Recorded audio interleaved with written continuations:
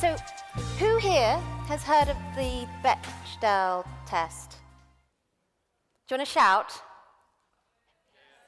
Okay, so there's quite a few that haven't. So for those that haven't heard of it, the Bechdel test is a way that you can test. Oh, look, I'll tell you how it came about. In 1985, a woman called Alison Bechdel wrote a comic strip. And in the comic strip, it was two women on their way to see a show at the cinema. And as they're going, they decide to choose the film based on the following criteria: that there are two named female characters that during the film have a conversation together about something other than a man. They got to the cinema and guess what? No film. So they went home. But since then, the Bechdel test has been used to understand how inclusive mainstream media can be, especially films, but also novels and other media. And if you look online and do a bit of research, which we did, you'll discover that there was about 6,000 films now that have been given that test. And out of those 6,000 films, there's approximately 28% that manage to have two named female characters that have a conversation with themselves about something other than a man or a baby or a marriage. I'm an interactive storyteller. That means I tell stories using technology. And as Anne mentioned, the last time I was here, I showed this. Ada.Ada.Ada, which is the one-woman show about the Ada Lovelace, the world's first computer programmer. She created it in 1843 and then was written out of history. And in the show, we use the LED dress, which I operate with my glove during the performance, and a lot of string. And we use the string to tie the audience up. No, I don't. I use the string to recreate, using the audience, the string is used to recreate the world's first computer that was never built. And this is where the interactivity comes in, obviously with the dress, because that's live and it's telling the story, but also with that physical activity happening with the people. And I believe this interactive thing is so important because it gives ownership. It becomes their story. Every person who experiences that now has a real memory. It's not just me telling them about some woman called Ada Lovelace who died centuries ago. It's them recreating something out of string together with other people so that they will feel inspired to not just take that story away with them, but to share it with others. And I was in rugby just before Christmas, and I spoke to a member of the audience afterwards. It was a girl of 10 years old, and she said to me, I said, what's next? And she said, well, if Ada can do it, I can do it. And I thought, wow, that's it working. And Ada Lovelace is a fantastic role model. And she is amazing because she used her abstract creative thinking combined with mathematics and the problem solving that comes with STEM to innovate and to create something new.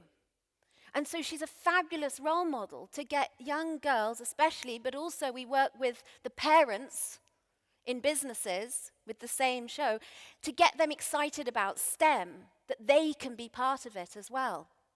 And she was incredibly feisty. That's also important. Babbage, her collaborator, he used to call her the General. So we've got an idea about what she was like. Now, Ada was perfect for this 10-year-old. But Ada's not necessarily the right role model for every young girl. And my plan initially was to create a new story each year. But I realize even if I get to 150 and I'm still doing this thing, I'm not going to actually make any sort of impact in the thousands upon thousands of stories that have been buried of women that were great, or great people that happen to be women, should I say. I mean, for instance, I was talking to Taylor Richardson last night, and she was telling me about her plans to be an astronaut and her determination particularly to be one of those first people that sets foot on Mars. And she told me that her moment of realization came when she met May C. Jamison, the first African-American astronaut. And she told me yesterday that if May can do it, I can do it. So how are we going to get all of these women out there to be role models for all these people? Well, I asked a few people, and one of the ideas that kept coming up was, well, what if history were written by women? This sounds pretty good, doesn't it? Because the bulk of history was written exclusively by men, and so our culture is full of unconscious bias. It's affected things that, we don't realize just how many things are just male-oriented. We know it, but we still don't realize it. And this is when I thought, but if we get just the women to update history with the missing stories, won't that just be kind of being a bit like tit for tat, and new biases will come in? It needs to be inclusive. And also, we need an army to do it.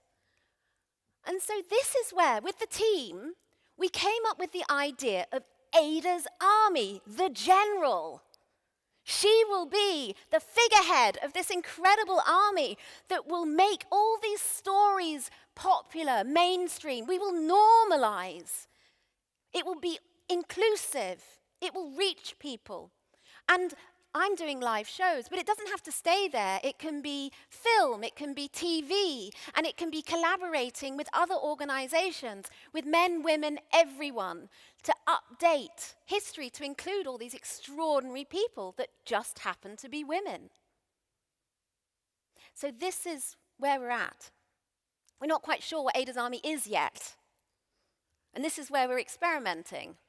We know it's going to be a movement. We know it's going to be collaborative. We know that it's going to be a conversation. It's going to be everyone can be involved in whatever capacity that is. And we, the Ada team, are developing a new show as part of this. And most people probably are aware of the creative process, but just to go through it in sort of its simplest form, we've got step one, you come up with the idea. And in that idea, you research it, you look around it, and you test it, and you develop it. Then you have a work in progress, step two, and that work in progress goes out. And we literally test it, a bit like an MVP or a prototype.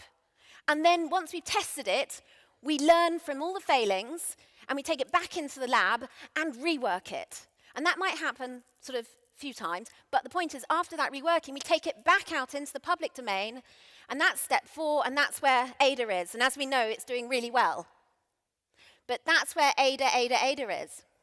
So this is where you come in, and this is where, fortunately, Anne invited us back to Inspirefest.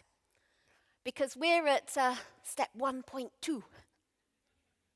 And tomorrow at 8 o'clock at the Inspirefest after party, so surely you'll be there anyway, and there'll be food and booze, and I'll be doing an extract of the new show.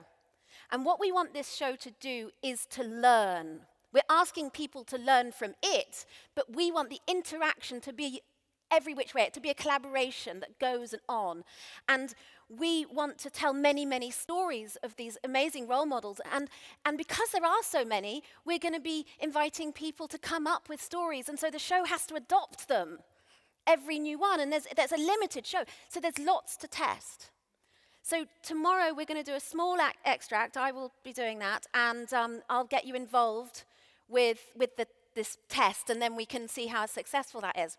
And so what I want you to do now is, if everyone could close your eyes, and I want you to think, who is, maybe this is a equivalent of Taylor's May C. Jamison, or that young girl in rugby's Ada Lovelace, think of a missing woman. Maybe she's not that missing, but maybe you think her story's so important it needs to be told. Okay, so now if you thought of it, even if you haven't quite thought of one, there's time to do it. If you just open your eyes, I want you to tweet that name to @Ada the show, #Ada's Army, because that's what I'm going to be using tomorrow. This is part of the test.